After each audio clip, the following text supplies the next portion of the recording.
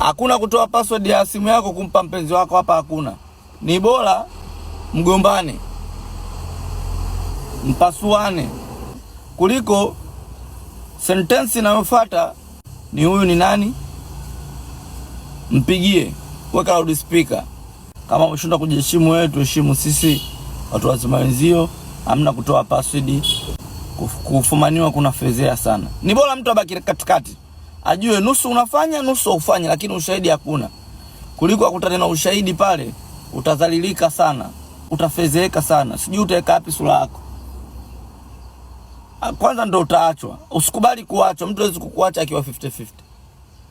Wewe sema kwa maana sentence moja tu, ina maana uniamini, atuaminiani. Wewe kwa maana hiyo sentence tu basi, lakini password usitoe.